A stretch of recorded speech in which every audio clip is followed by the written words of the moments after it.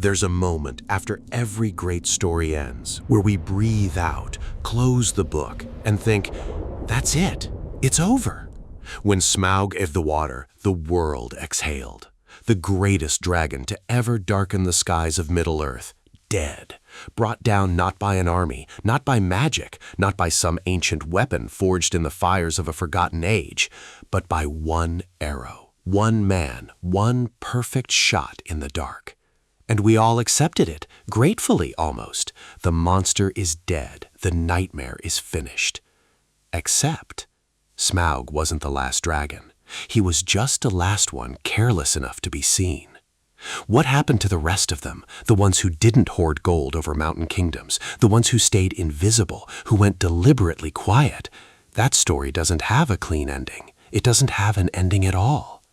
And the deeper you go into what Tolkien actually wrote, not the films, not the summaries, but the dark corners of the mythology itself, the more you realize something that should genuinely unsettle you.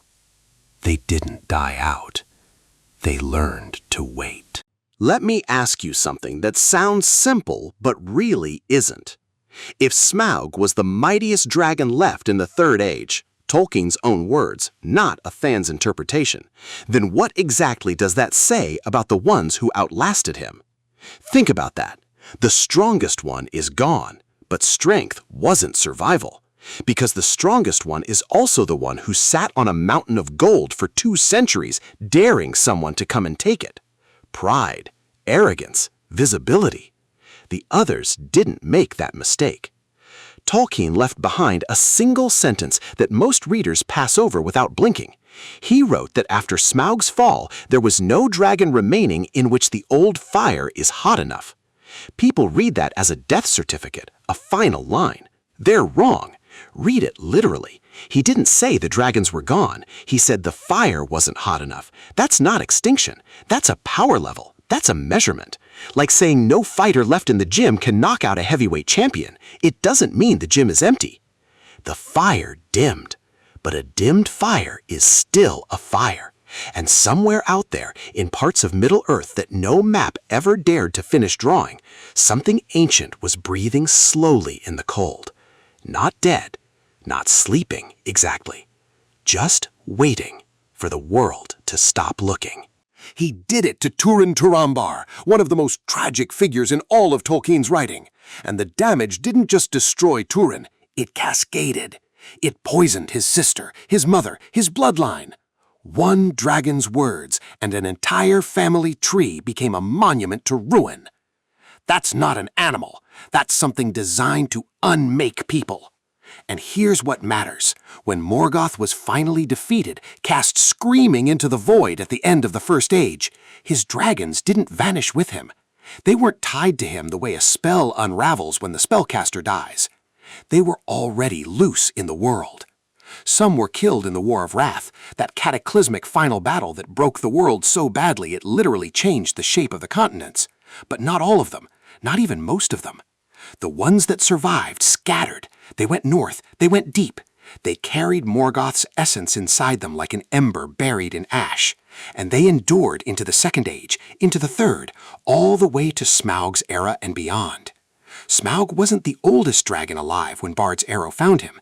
He wasn't even necessarily the most dangerous. He was just the most obvious, the most theatrical, the one who wanted everyone to know his name. The older ones had already learned better. You want to understand what happened to the dragons after Smaug, you first have to understand what dragons actually are in this world. Not the movie version, not the tourist brochure, the real thing. Tolkien's dragons weren't natural creatures. They weren't the product of evolution, not some prehistoric lineage that crawled out of a primordial swamp. They were made deliberately, carefully, by the most powerful and most corrupted being in the history of Arda, Morgoth Bauglir, the original Dark Lord, the one who makes Sauron look like a middle manager. Morgoth didn't breed dragons the way a farmer breeds livestock. He engineered them, poured his own darkness into their making, his hatred, his hunger, his contempt for everything Iluvatar created. They weren't weapons he picked up, they were weapons he became a part of. The first of them, Glaurung, the father of dragons, didn't even have wings when he first crept out of Angband, just this vast, sinuous, poisonous intelligence on four legs. And armies, real armies, hardened warriors who had fought Balrogs, broke and ran. Not just because of fire, because of him. Glaurung could speak, not the way a clever animal mimic sounds. He could reach inside a person and find the exact thing they feared most about themselves, the worst story they told themselves in the dark, and he'd say it back to them, calmly, precisely, like a surgeon making an incision. Here's the thing about Tolkien's world that most people intuitively feel but never quite articulate. It gets smaller as it gets older. Not geographically, the land is still there. The mountains, the rivers, the forests, they endure. But something else shrinks, something harder to name. The weight of the world. The layer of it where extraordinary things lived and moved and mattered. That layer grows thinner with every passing age, like ice retreating from a shoreline, inch by inch, year by year. Magic becomes rarer. The great elven rings lose their potency. The Ents forget what they were supposed to be guarding. Even Gandalf, who was a Maya, a being of genuine cosmic power, was deliberately diminished when he arrived in Middle-earth, constrained, limited, because the world couldn't hold the full truth of what he was without cracking. This is the hidden architecture beneath everything Tolkien wrote. Old things don't disappear because something destroys them. They disappear because the world evolves into something they no longer belong to. And if that's true for the elves, for beings of extraordinary grace and light, imagine what it means for creatures literally forged from Morgoth's corrupted will. Beings whose entire nature was calibrated to a darker, rawer, more primordial version of the world. Picture it like this. You are made of fire, deep, ancient, almost geological fire. And the world around you is very slowly, very gently turning into something else.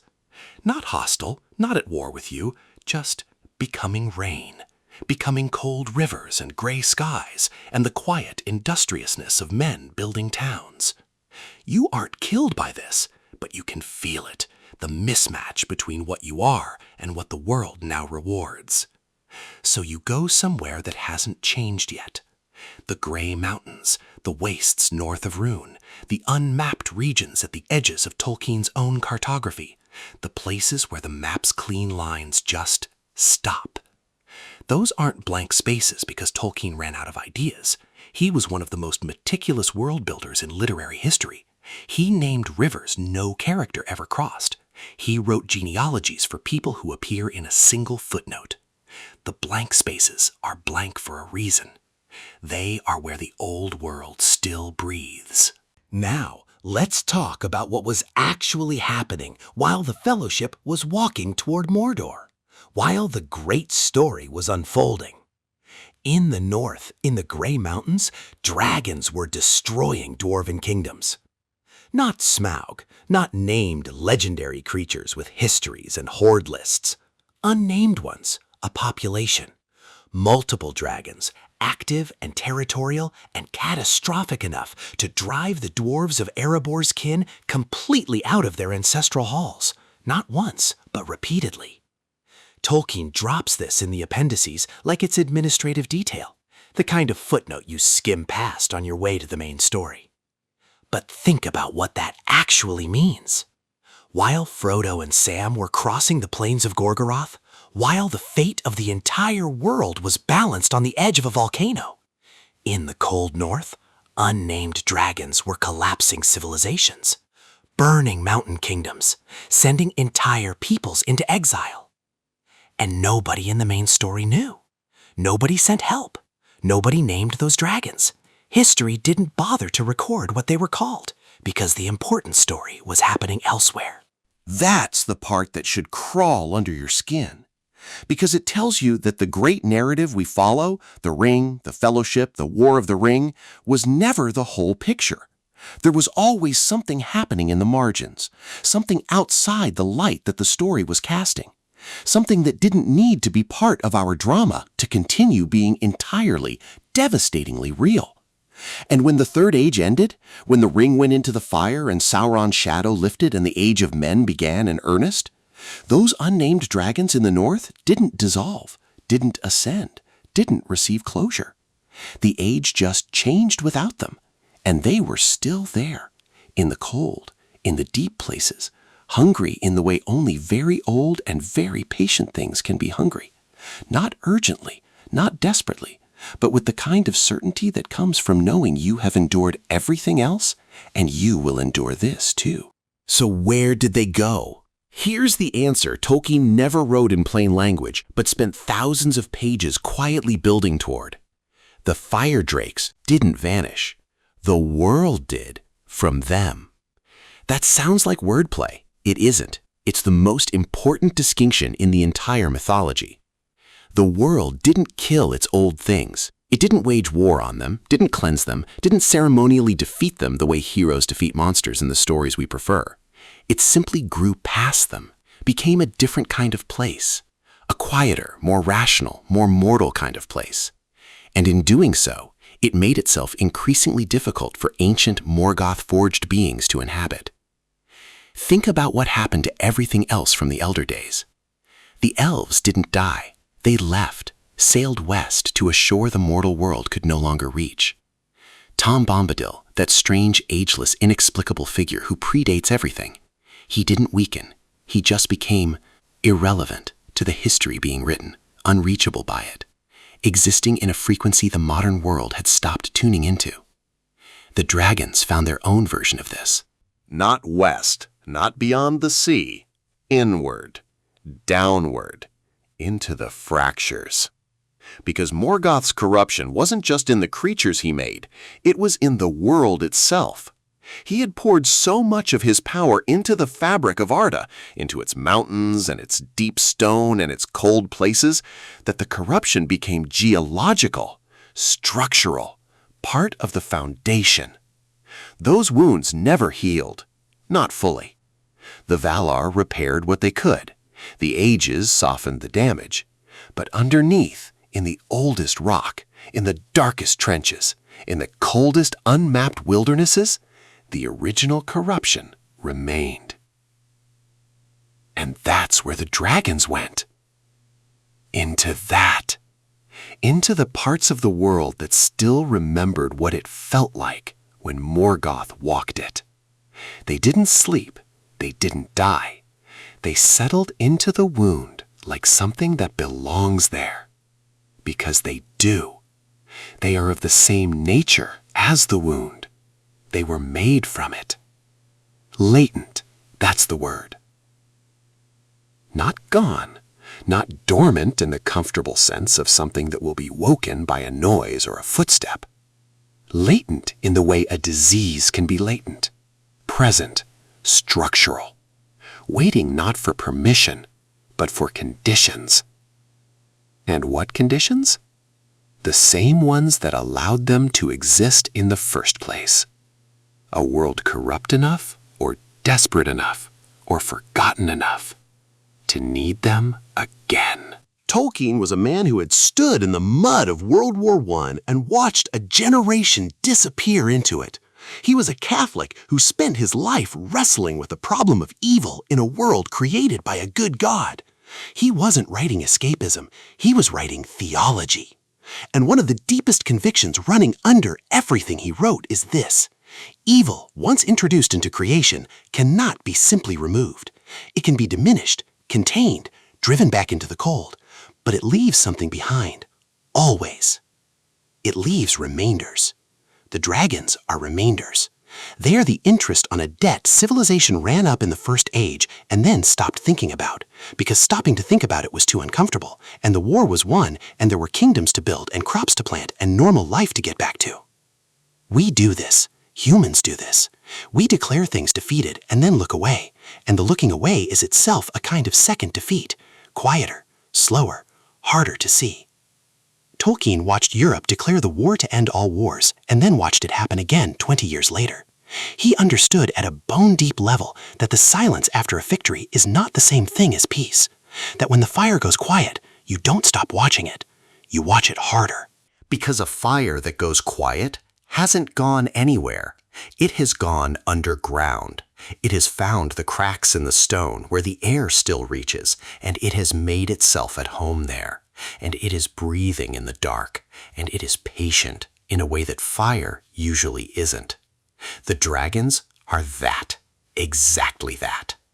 They are every piece of darkness that history declared defeated and then failed to verify, living in the blank spaces, in the margins, in the questions nobody thought to ask because the story had already moved on. And the truly chilling part? In Tolkien's world, the Fourth Age is our age. He implied it, quietly, carefully, in the way he implied many things, that Middle-earth is this world, that what we call mythology is the echo of what actually happened before human memory became reliable, which means those blank spaces on the map, they didn't disappear when the map did. The night Smaug died, people danced. Of course they did. They'd lived in the shadow of him for so long that joy must have felt almost disorienting. The dragon was dead. The mountain was free. The story, as far as anyone in Lake Town was concerned, had reached its ending. But in the gray mountains, something old felt the absence. Felt it the way you feel a sudden silence in a room you'd stopped noticing was loud, and it went very, very still. Not in grief, nothing so human as that. Just recalibration. The largest, most visible of them was gone, the one who had drawn all the attention, all the arrows, all the stories. And now the attention would wander. The heroes would go home. The historians would write their chapters and close their books. And the ones who remained could breathe differently. Tolkien never wrote the Fourth Age. People always say that like it's a gap in his legacy, something he simply ran out of time for. I don't think that's it. I think he left it empty on purpose. Because the Fourth Age is supposed to be uncertain, supposed to feel like a door left open in a dark house, supposed to make you wonder, not comfortably, not with the satisfaction of a mystery solved, but with the low, persistent unease of a mystery that never required your participation to continue existing. Some stories end. Some just go somewhere beyond the last chapter and keep moving, out in the dark beyond the light of the fire, unhurried, unbothered, neither waiting for you nor forgetting you. They don't need an audience. They never did. And maybe, just maybe, that's the most frightening thing Tolkien ever put to paper. Not the monsters he described, the ones he didn't. But here's where I need to leave you with one more question, the one that's been sitting at the edge of everything we've talked about. We asked where the dragons went. We found an answer: into the cracks, into the wounds, into the parts of the world that the New Age couldn't quite reach. But dragons weren't the only things Morgoth made, not even close. Some of what he created was enormous and obvious, creatures you could see coming from miles away, creatures that left records and legends and ruins behind them. But some of it was smaller, subtler, things designed not to be seen at all, things that slipped through the War of Wrath without anyone noticing they'd survived, things that have no entry in any bestiary because no one who encountered them lived long enough to file a report. What else is in those blank spaces on the map? What else went quiet when the Third Age ended and has been quiet ever since? That's the next question, and I promise you, it is so much stranger and so much darker than anything that breathes fire.